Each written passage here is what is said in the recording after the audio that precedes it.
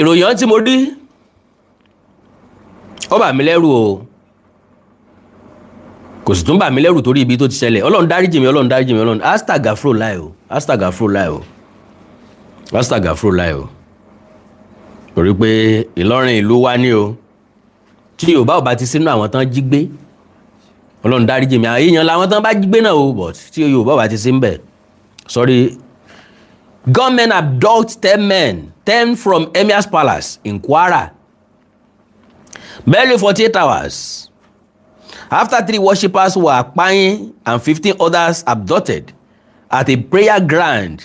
in the Ekiti local government area of Kwara State. Gunmen have kidnapped another 10 people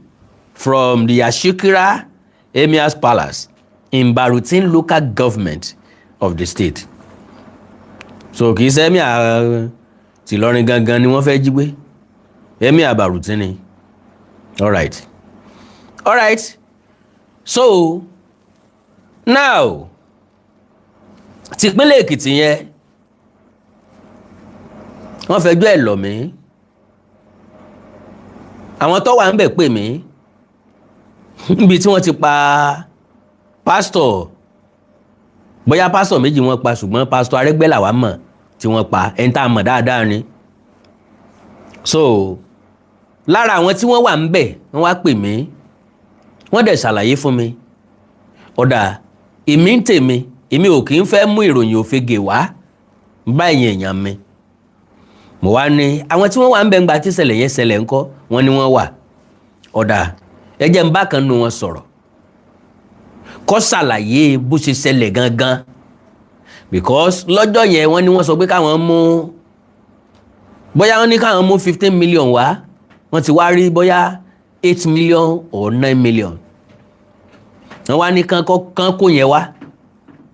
wọ́n kó lọ wọ́n wá release àwọn èèyàn yẹn wọ́n wá ní kán tó lọ mọ́ dáwó sí i so ìgbà tán ṣàlàyé fún mi mo record explanation yẹn ṣùgbọ́n ẹni yẹn wá ní kí n dúró ọba ìlú yẹn o àwọn máa bá wọn sọ̀rọ̀ ok mo wá béèrè lọ́wọ́ wọn èmi tiẹ̀ múra láti ṣe program lálẹ́ ẹjọ́ náà lórí ẹ̀ so mo wá ní ọba tẹ́lẹ̀ fẹ́ bá sọ̀rọ̀ ẹ̀ tí bá wọn sọ̀rọ̀ tán wọ́n wá ní kí n ní sùúrù mo rí i pé wọn ò fẹ́ sọ nǹkan kan pẹ̀ mọ́ lọ́jìkì dẹ̀ ni kí ni logic tán lò ò ní wípé possibly ẹ̀rù lè máa ba àwọn bàbá yẹn pé táwọn bá ti sọ̀rọ̀ ń pa ẹ̀ àwọn ajínigbé yẹn máa bínú kán máa lọ sàwọn èèyàn wọn ń jàmbá orí wọn pé wọ́n mọ nǹkan tán ń ṣe so ìdí tí ọ̀dẹ̀ jẹ́ kémi náà sọ̀rọ̀ ń pa ẹ̀ nìyẹn kó má dàbí ẹni pé mo bà existing protocol jẹ́ mo wá lọ fi tọ̀dọ̀ mi mo wá lọ fi ba yí ọ̀pọ̀lọpọ̀ èèyàn jẹ́ reason nìyẹn tèmi náà fi sọ̀rọ̀ ń pa ẹ̀ bọ̀ láti ìgbà náà wọn ò tí ì pè mí pé wọ́n ti ráwọn èèyàn yẹn gbà padà kọ́lọ̀ ó ṣe wọ́n ní rírí kí tìpínlẹ̀ Ọ̀yọ́ tó ṣẹlẹ̀. All right, in a statement Adétóyè Èjìrè Adéyẹmí, spokesperson of the Kwara Police Command, said the government attacked the palace and the Yashikira police station simultaneously around 2 a.m. on Monday. Ìdájí òní wọ́n tún lọ kọlù wọn lóru. He said, and I quote, "The armed criminals in a coordinated and desperate assault at about 2 hours simultaneously attacked the Yashikira Police Division headquarters and the palace of the Emir of Yashikira. During the attack, part of the palace was set ablaze. Wọ́n dáná sun palace, while 10 people were abducted and taken to an unknown destination." Báwọn onísùnmọ̀mí ṣe ń sọsẹ́ òun ni pé wọ́n á wá bí ìgbà tí àṣà bá fẹ́ gbọ́mọdé ẹ ẹ̀mọ̀ pàṣà yẹn ó ti wà lókè yóò ti mọ̀ sọ àwọn bí ẹni tó bá ríran tójú ẹ̀ sharp bí irú tèmi wọ́n máa ń sọ wípé a ní eagle eyes àzìn tí n bá wo wájú lọ sàkún mo ti calculate tí n bẹ́ẹ̀ mo ti mọ gbogbo tí n bẹ́ẹ̀ màá gbójú kò bí ẹni pé mi ò rí nǹkan kan so wọ́n máa ń sọ pé a ní eagle eyes ó jẹ́ kí n mọ̀ wípé ojú gidi lójú àṣà ojú tó rí nǹkan tó rìn jìnnà so gẹ́gẹ́ bẹ́ẹ̀ làwọn pípù yìí ṣe ń ṣe wọ́n á ti rá bàbà wọ́n ó ti fi mú fẹ́lẹ̀ wọ́n ó ti mọ̀gbà tẹ́ máa ṣàsùn náírà wọ́n kàn wọlé wí wọ́n dẹ̀kun tí wọ́n kò wọ́n sì tún lọ wọ́n dá wàhálà wọn lẹ̀ wọ́n fìyà jẹ àwọn tí wọ́n fìyà jẹ wọ́n jẹ àwọn tí wọ́n jí gbé wọ́n pa àwọn tí wọ́n pa wọ́n sì lọ bẹ́ẹ̀ yọ wá di sẹ́ẹ̀bẹ̀ àwa lọ́wọ́ àkùtà máa bẹ̀ wọ́n mo wá lọ́jọ́ wo láṣẹ lè dà lọ́jọ́ wo dìgbà wo àkàndá mo ní dọ́jọ́ wo ni dìgbà wo ni dọ́jọ́ wo dìgbà wo àkàndá mo ní dọ́jọ́ wo dìgbà wo ni ọjọ́ wo ni wọ́n ó jínigbé dà ọjọ́ wo lápariwo ajínigbé dà gómìnà ìpínlẹ̀ Kwara bàbá kan pariwo rẹ̀ bí ìgbà téèyàn ń waste time ni ọlọ́run gọ́fìnà ìpínlẹ̀ Kwara bàbá ń pariwo ẹ̀ gómìnà ẹ gbà wá o gómìnà ẹ ṣe báyìí o ẹ̀mí ẹ gbà wá o bí ìgbà tá a kan ń dára wa láàmú ni many people will be talking wọn láwọn ọba aládé wa gan wọn gbàbọdè wọn ṣe gbá kan ọba kọ́ ló ní kán wá jiyàn gbé sáà ọba kọ́ ló ní kán wá jiyàn gbé mọ́ ọba ò kó mọ́ sáàfin ọba ò láwọn jagunjagun láàfin ọba gan mọ́ bẹ̀rù pé kán mọ́ jí òun gan gbé ni so ẹ má jẹ́ ká politicize ẹ má jẹ́ ká fi ọ̀rọ̀ àwàdà ṣe ẹ má jẹ́ ká mú àtàmọ́ màtàmọ́ ẹ jẹ́ á sọ̀rọ̀ bọ́rọ̀ ṣe rí gangan ètò abólẹ̀ yìí mẹ́hẹ̀ẹ́ gbogbo alájọgbà there is no other solution sir no other solution ma ju fúnra lára wa lọ àwa fúnra lára wa ni tá a bá tààtàn pẹ̀lú àwọn èèyàn yìí wọ́n ní nǹkan ìjà lọ́wọ́ lóòótọ́ ṣùgbọ́n ẹ má gbàgbé ọgbọ́n tó jagbára lọ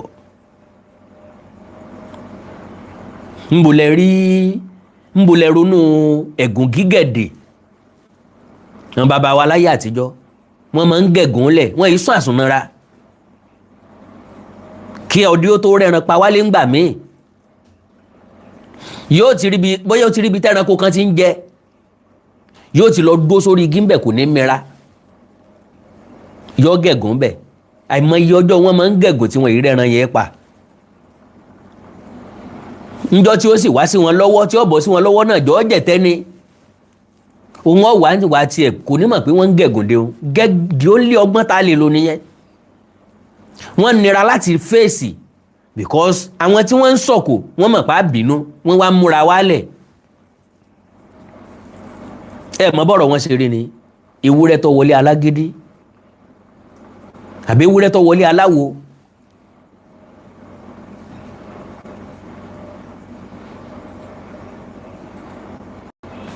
ẹgbà àwọn bàbá wa ni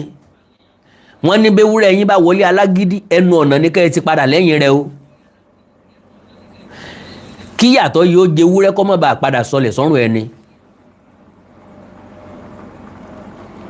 ẹ gbádùn mi ìyàtọ̀ yẹ kọ́ jẹ ewúrẹ́ ńgbà tẹ́ léwúrẹ́ dénú ẹnu ọ̀nà lé alágídí ẹ padà tí ẹ jẹ́ kí ewúrẹ́ wọ bẹ̀ kọ́ jẹ ìyà kọ́ jáde bẹ̀yìn náà wá lé nǹkan yín wọlé ẹ jẹ̀yà ewúrẹ́ yín ó jẹ̀yà ìmúra táwọn ajínigbé yìí tí wọ́n mú nìyẹn wọ́n múra wọ́n retí kẹ́ ẹ wá kẹ́ ẹ tọpa àwọn èèyàn yín wá so àwọn tí wọ́n jí gbé ní Èṣẹ̀lẹ̀ wọ́n wọnú igbó wọ́n ní káwọn àwọn security personnel wọ́n ní káwọn wọnú igbó tí wọ́n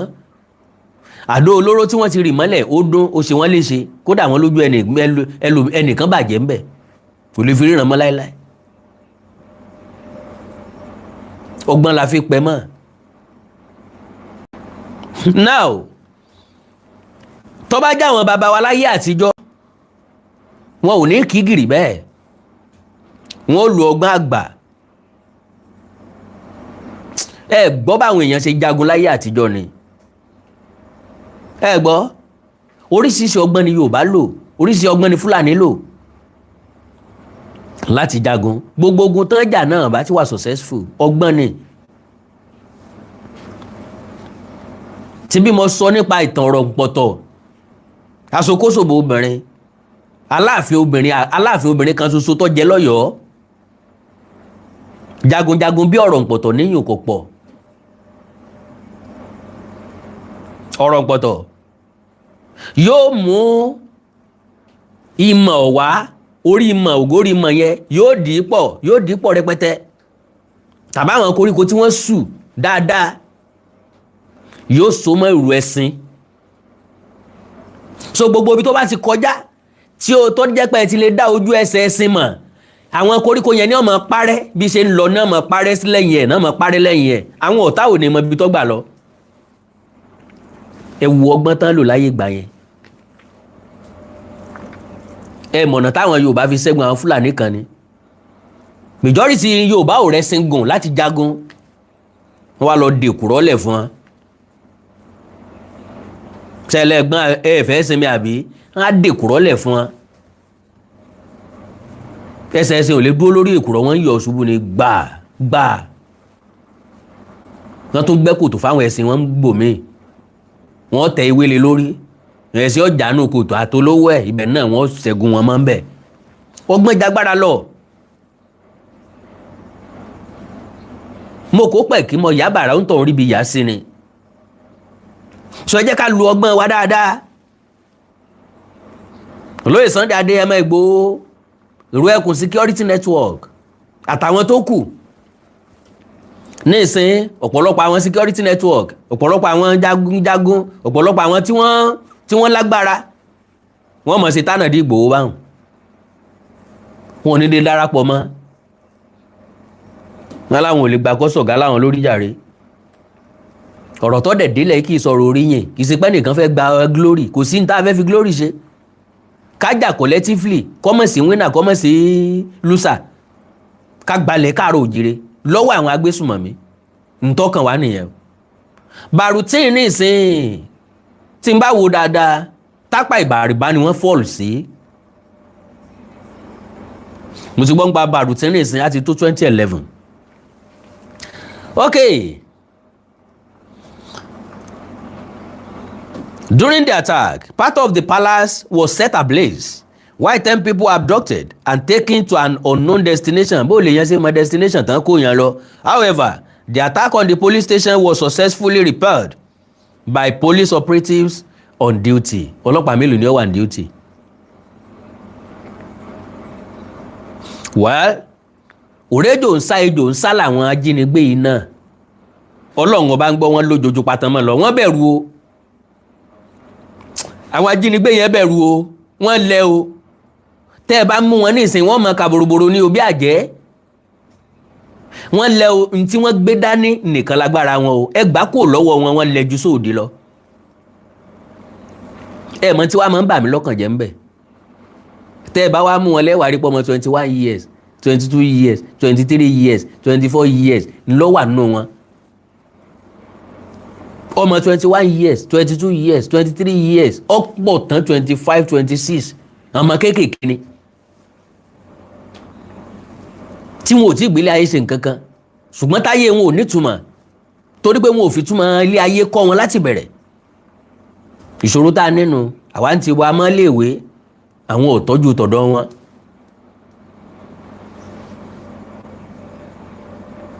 tó bá gbọ́ bọ̀rọ̀ sùmọ̀mí ìṣerí ọ̀pọ̀lọpọ̀ àṣírí ti dé tá a máa tú èèlò lọmọ tán san fún ọ sójúmọ́ náà san 50,000 fún àní àbóṣù fídíò ẹ̀mẹ́ lọ́wọ́ mi ẹ jẹ́ sáré ka ilé okay. The command said Ojo Adekimi, Commissioner of Police, has ordered a full-scale intelligence-driven tactical operation involving the police, military forest guard, vigilantes and other security stakeholders to comb surrounding forests and suspected criminal hideout with the aim of rescuing the victims on earth. Àwọn akẹ́kọ̀ọ́ tán jí gbé lọ. N tá a sọ náà lélẹ́yìí pa fẹ́ rescue wọn kí wọ́n má farapa àti rí wọn rescue. Àwọn mẹ́wàá mọ́ tó kó lọ inú ìsìn tá a tún sọ náà ni pé a rescue wọn láì farapa lọ́jọ́ wo. Àwọn mélòó wọn tọpa àwọn takẹ́kọ̀ọ́ àwọn mélòó ni ó tọpa àwọn eléyìí. Àwọn tí wọ́n jí gbé tẹ́lẹ̀ tí wọn ò tí ì fi ilẹ̀ ǹjẹ́ nìkan kan sọ̀rọ̀ ń pa wọn mọ́ ǹjẹ́ nìkan kan gbégbèsè ń pa wọn mọ́ èèyàn mélòó la yàn tí wọ́n ọlọ́pàá mélòó la yàn tí wọ́n security agent mélòó ńlá dà sínú gbówó tọ̀dọ̀ tí wọ́n sáàmọ́ ibi tí wọ́n gbà wọ́n lọ. Èmi kàn ní kémi ó béèrè ni o àwọn ọlọ́pàá mọ bí wọ́n ṣe é fìyàn lọ́kàn balẹ̀ wọ́n á ní kò lè irú ti èsì ẹ̀lẹ̀ yẹn nísìnyí Inspector General Police lọ́bẹ̀ Káyọ̀dé àbí kí lorúkọ ẹ̀ Túnjí Dìísù ọlọ́bẹ̀ wọ́n bá wọn sọ̀rọ̀ mo ní fídíò ẹ̀ lọ́wọ́ òun náà kàn ní kó wọ́n yọjú sí ni òun fẹ́ ràn yàn wá mò ń wò pé kí wàá là lórí pẹ́ wá ẹ fẹ́ ràn yàn wá ok fídíò ti gbé newspaper ti gbé báyìí nísìn pẹ́ wá kí n là lórí pẹ́ wá gangan what is the laluri that you come so àwọn ọlọ́pàá mọ̀ bọ́n ṣe é fìyàn lọ́kàn balẹ̀ ẹ má wọ́rí ọlọ́run á ṣe wọ́n ní rírí ọ̀gbẹ́ni tó jí àbí tó jí dìísù wọ́n sọ fáwọn aráàlú yẹn pé àdúà ní kẹ́ ẹ máa gbà fún tó tẹnumọ́ nìyẹn àdúà ní kẹ́ ẹ máa gbà fún wa kọ́lọ́run ó fún wa ṣe ọlọ́pàá ń sọ pé ká máa gbàdúà fáwọn àdúà ní ká gbà fún àbíṣẹ́ tẹ yàn láàyò àbíṣẹ́ tẹ lẹ́ṣẹ̀ àbí torí ń tán rò pé kúnjú òṣùwọ̀n tán fi gbà yín èwo wà tèmi láti máa pray fún yín n tí gbàdúrà fúnra mi gan kọ́sẹ́ n ṣẹ̀ṣẹ̀ máa gbàdúrà fẹ́yìn kọ́lọ́run ó fún yín ṣe ń pẹ́ kó tó mọ̀ fún yín ṣe ń bí sẹ́tẹ̀ yín yàn láàyò ń sẹ́tẹ̀ ń gbowó oṣù lé lórí nu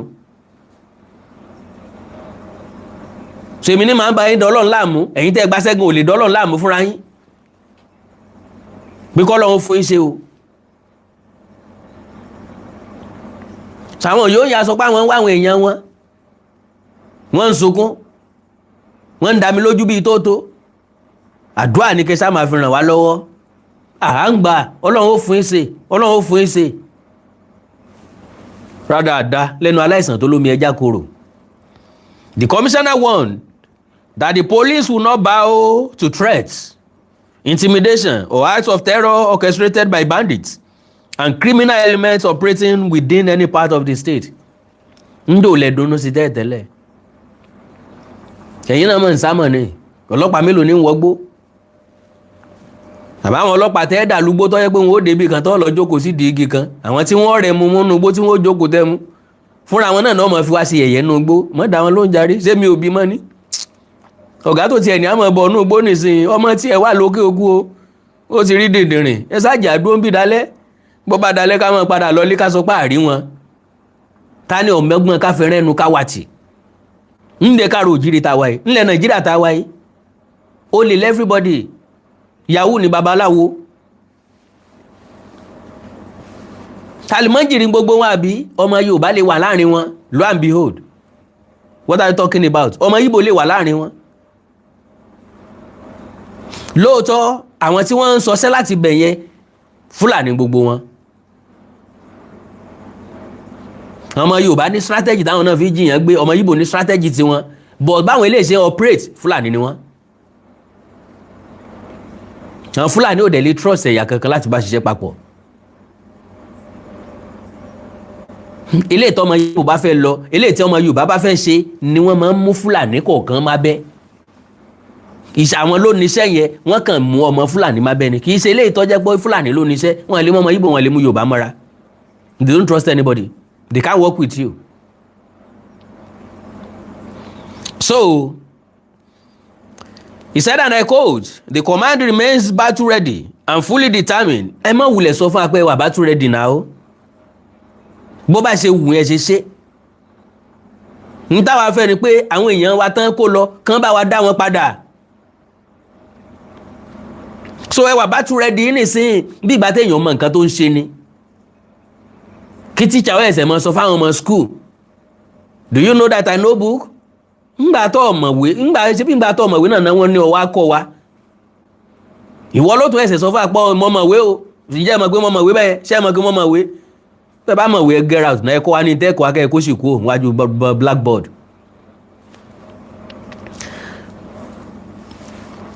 Okay, fully determined to confront these enemies of peace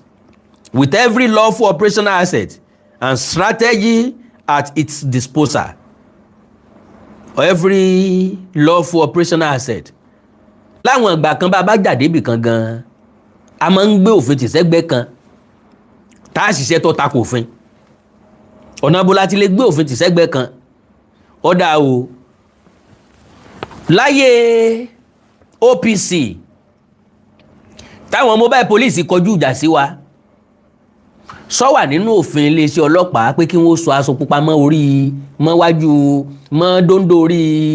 AK-47 ṣọ́wà ní òfin ọlọ́pàá ṣọ́wà ní òfin orílẹ̀-èdè Nàìjíríà pé kí mobile police ọmọ sọ aṣọ pupa mọ́ ṣọ́wà ń bẹ̀ eléyìí ò kìí ṣòfin kò wà lawful ṣùgbọ́n wà useful láti fèsì OPC tí ìsàjínigbé o àwọn tó ń sọ pé ká gbéjọba fún Abíọ́lá bẹ́ẹ̀ lèèyàn Yorùbá jẹ ẹ mọ́ da June 12 nòrú ẹ sọ aṣọ pupa sórí ìbọn ẹ fi fèsì wa àwọn ajínigbé rèé ẹ rántí aṣọ pupa ṣé ẹ lọ lé babaláwo yín ni nílé babaláwo tẹ́ ẹ lọ tẹ́ fi rí Gani Adams mú lọ́nà Badagry ẹ wá lọ lé babaláwo ọ̀nkẹ́ ráwọn Boko Haram mú wọ́n ní táwọn ọlọ́pàá bá fẹ́ iṣẹ́ wọn wọn a máa mọ́ daràn wọn ń lọ lé babaláwo wọn ó ṣoògùn wọn à lè ṣoògùn torí báńdíìtì níjọ́ wò látara wa dà so a ní ìdí tó wà lawful we need any strategy any ọgbọ́n any ète tẹ́ ẹ lè lò láti gba àwọn èèyàn wálé àwọn tó lẹ́bí fẹ́ rí àwọn ẹbí wọn kò jù bẹ́ẹ̀ lọ sà ọ̀gá pólíìsì ẹ má bínú o so these criminals have declared war against peace-loving citizens and we are fully prepared to hunt them down relentlessly ẹ̀yin ọlọ́pàá ṣe ẹ nírònú ṣá ta ní bá ń kọ́ ta ní gba ẹni mọ̀ràn ntí ọ̀sẹ̀sẹ̀ bẹ̀rẹ̀ lánàá tẹ́ ẹ̀sẹ̀ wá ń sọ ilé yìí tó ti bẹ̀rẹ̀ látọdún mọ́dún tí wọ́n ti ń ṣe tipẹ́tipẹ́ mélòó lẹ ti ṣe tẹ́ ẹ ti succeed báyìí mo fẹ́ kẹ́yìn ọlọ́pàá fún wa ní resort o ìwọ̀n àwọn tẹ́ ẹ ti ṣe tẹ́ ẹ ti lo gbogbo ọgbọ́n àtètè tẹ́ ẹ lẹ́ẹ̀mọ̀ yìí tẹ́ ẹ níyìí tẹ́ ẹ ti wá succeed lé lórí lo and behold majority àwọn ẹbí tẹ́bí wọn padà wálé wọn san ransom ni o wọ́n san kí ni wọ́n san ransom ni o owó táwọn bandits fẹ́ gbà àwọn ajínigbé fẹ́ gbà wọ́n san fún wọn náà fi release ẹbí wọn o ìṣesí ọlọ́pàá ló débẹ̀ o so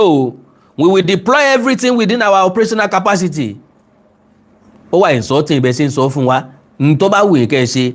to smoke them out of Eden, dismantle their networks,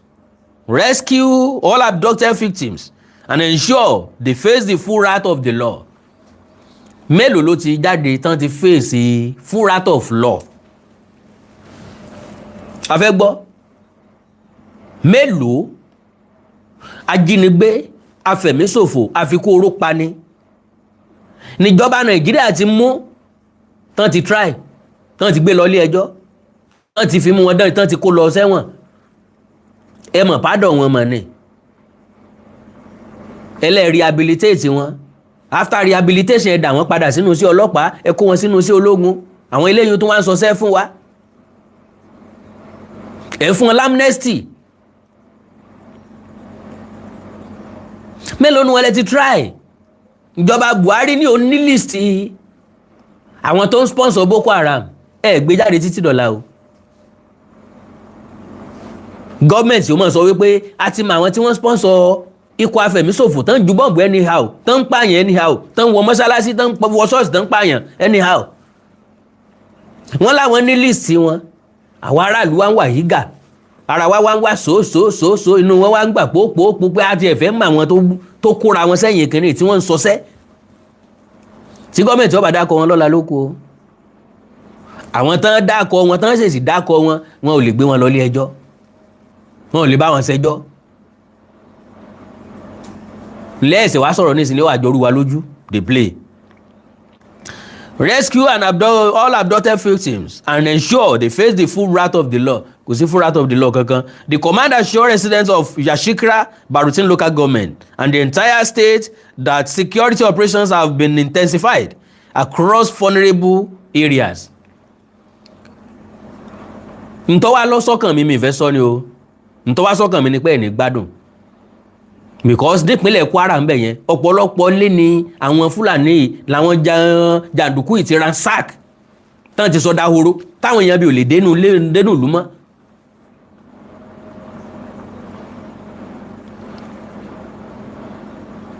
mo kí wá lè nbo lẹ ti intensify wọn lẹ ti intensify abúlé wọn. It's added that surveillance, intelligence gathering and aggressive bush combing operations are ongoing. Ọlọ́run fún ṣe ṣé nùgbó lẹ wà lálẹ́ náà báyìí sá. Mo fẹ́ mọ̀ strategy tẹ́ ń lò ṣé nùgbó náà lẹ wà báyìí ṣé nùgbó làwọn èèyàn yín wà báyìí ṣé sọ́jà ń bẹ nùgbó báyìí tán wá bandit káàkiri. Wọ́n rìn lọ́jọ́ kan wọ́n padà sẹ́yìn lọ́jọ́ kejì wọ́n tún bẹ̀rẹ̀ ìrìn àbí ibi tán bá tún rìn dé wọ́n tún padà sẹ́yìn ṣé dèdè ní àwọn tó jiyàn gbé. Òye yé mi pé àwọn ọmọ lọ síwájú lójoojúmọ́ ni wọn ò ní dé wọn ò ní dúró sàká níbi tẹ́ ti rí wọn mú wọ́n máa ń lọ ẹ tí gbọ́rọ̀ lẹ́nu àwọn tí wọ́n ń jí kó tán bá ti jí wọn kó wọn ìdúró sí tòsí wọn kó wọn rí jìnnà wọ́n bá sinmi bọ́ bá tún tọ́jọ́ kejì wọ́n tún kó wọn kó ń bẹ̀ wọ́n tún lọ́bò míì wọ́n ń dúró sí spọ́ọ̀tì kan.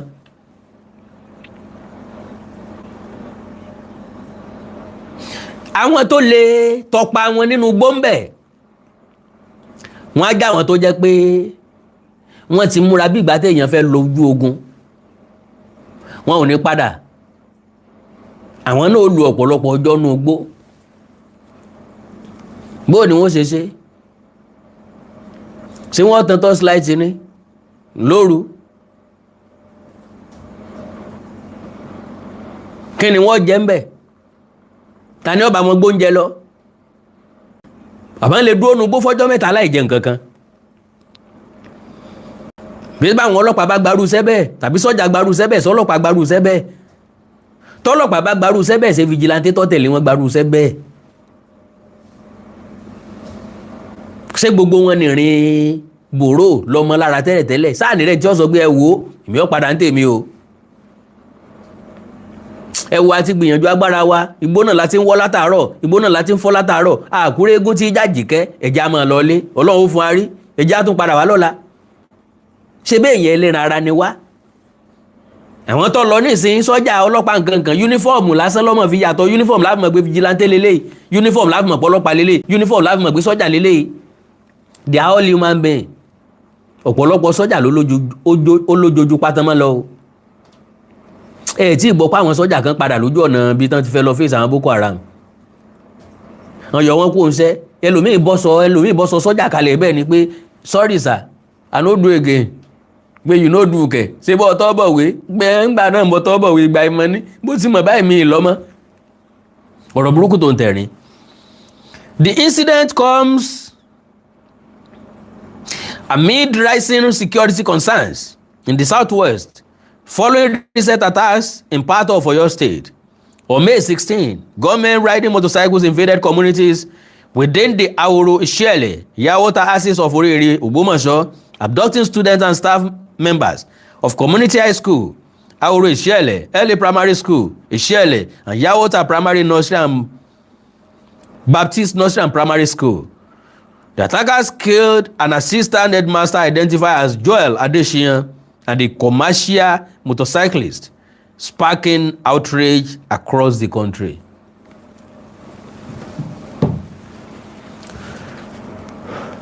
Ọ̀rọ̀ ló délẹ̀ yìí o.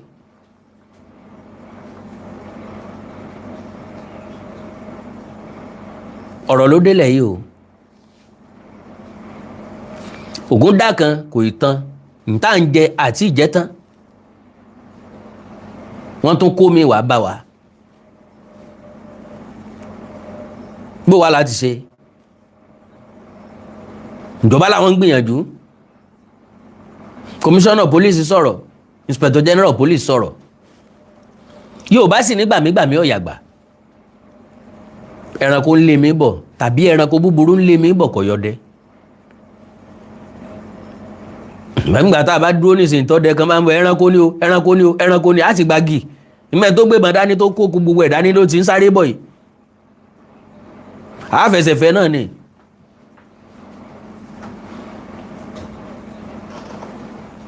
So like I said gbogbo ọ̀nà tá a bá mọ̀ tá a fẹ́ san tá a fẹ́ gbà àwa la lè gbára wálẹ̀ o kì í sọ ọlọ́pàá o àwa la lè gbára wálẹ̀ kì í ṣe sọ́jà o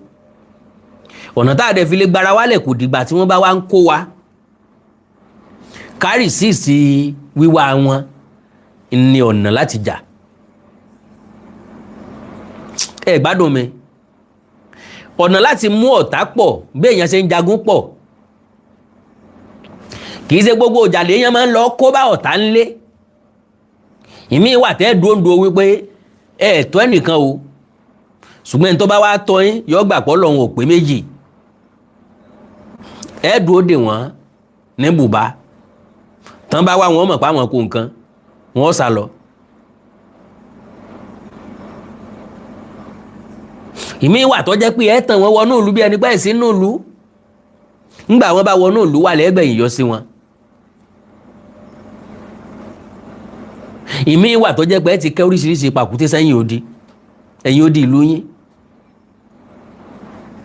ẹ ti kìlọ̀ fún gbogbo ẹ tí ń bẹ ńlé, ẹ má gbàbí, ẹ má gbàbí, ẹ má gbàbí o.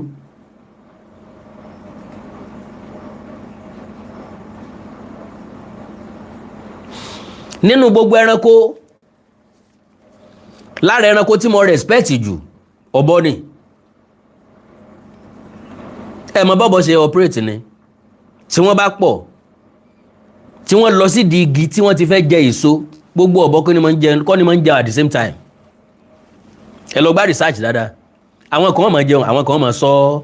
bọ́yẹ̀ èèyàn ń bọ̀ àbí èèyàn wá. báwọn yẹn bá jẹun tán, àwọn lọ wọn bí ìgbà tí bí èèyàn ni wọ́n ṣe operate. àwa mọ̀ gọ gbogbo aláwọlé oúnjẹ lẹ́ẹ̀kan náà, gbogbo security ni ó sì fìlà dẹ́ndí àmàlà tán mọ̀ jẹun, kò sẹ́ni tí wọ́n máa sọ ẹnì kankan. àwọn olè wọn máa kọjá lọ, wọn ó spray security. àwọn ọ̀daràn wọn máa kọjá lọ, wọn ó spray wọn. ń bọ̀ jẹ́ pé agbára là ń lo àfọgbọ́n sí. ẹranko lásán lọ́gbọ́n báwọn o. ẹ lọ wádìí dáadáa, ipá kan dọ̀rọ̀ àwọn kò parọ́, ọ̀bọ ò kì í jẹun lẹ́ẹ̀kan náà. àbá àjẹ méjì péré, ìkan máa jẹun, ìkan máa sọ. ntí sì ń jẹun náà bí ṣe ń jẹ kan ní ọ̀nà ọmọ wọ̀tún ní ọmọ wò sí. ó fa confidence lọ́pàá wa kú, àka nǹkan kan kún, àka nǹkan kan sí. a fèsì gbogbo àmàlà tá à ń jẹ tá a òkun lẹ́nu ìsìn tá a tún dẹ bẹ́líìtì. ẹ ń bá dé okun ṣòkòtò ó tún dẹ okun ṣòkòtò ẹ̀ yọ wá jókòó tì mọ̀mọ́ rárá. yọ máa pọn wo ewé dúlá, yọ máa fi gbẹ̀gìrì gbé nǹkan ọ̀hún. ìran káàrọ̀ òjìrì àti sùn tẹ́tẹ́rẹ́ jù. ọlọ́run ní ń sọ wa tẹ́ẹ̀tẹ́lẹ̀ o. tàbí àṣà tá a máa ń dá tá a bá ń gbá bọ́ọ̀lù lágboolé, ẹja fọlọ́n sọ́lé, bàbá múra 144 àbí 55 àní ní kípà, wọ́n ní ẹja fọlọ́n sọ́lé.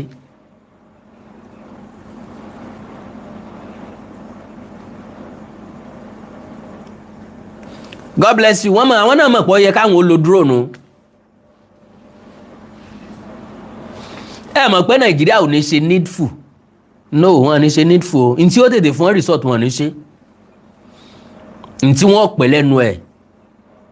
tẹ́ máa pariwo tẹ́ máa pè wọ́n tí wọ́n máa sọ pé ẹnu ẹ̀ náà làwọn wà, àwọn òsùn àwọn owó bí Nàìjíríà ṣe máa operate nìyẹn. n tó lè fún wọn ní quick resort wọ́n mọ̀, they will never go there because kò ní sí sympathy, kò ní sí fund, kò ní sówó. gbogbo nǹkan náà sọ di business. ǹjẹ́ ẹ mọ̀ pé kidnapping yìí business àwọn èèyàn kan ni? kò yà ń lẹ́nu wípé àwọn èèyàn kan lọ́rọ̀ àwọn tí ń jiyàn gbé tí ń gba ransom yìí, àwọn gangan kọ́ ló níṣẹ́ o. àwọn tó ràn wọ́n gba ransom, àwọn èèyàn ni ó wà gba ransom lọ́wọ́ yín. wọ́n á wá yọ ṣíà àtàwọn tí ń lọ ń kó àwọn èèyàn tí ń pa àwọn èèyàn, wọ́n ó fún wọn ní ṣíà tí wọ́n ní. wàláhì wọ́n lè mọ̀ fún ọjọ́ 50,000 lọ fún operation kan, wọ́n dẹ̀ gba millions of naira. bàbá láròjinlẹ̀ dáadáa, ǹjẹ́ ẹrẹ́ ni tí ó ní 20 million tí ó ti gba 20 million 10 million tí ó tún wà nínú igbó, ṣé inú igbó ni ó ti náwó? wọ́n fún ọ lówó, wọ́n fún ọ ju owó tí ó bọ̀ wọn lọ o. ní ọ̀jẹ́ kan dúró, ní ọ̀jẹ́ kan sinmi, ọpọlọ tí wọn ò dẹ̀ ṣe. so iṣẹ́ òòjọ́ ni wọ́n ń ṣe báyẹn. bóyá pàdé wọ́n fún ọ lówó, bóyá pàmò tí wọ́n fún ọ, mo tiẹ̀ tún gbọ́ pé 50,000 wọ́n fún ọ lóṣù.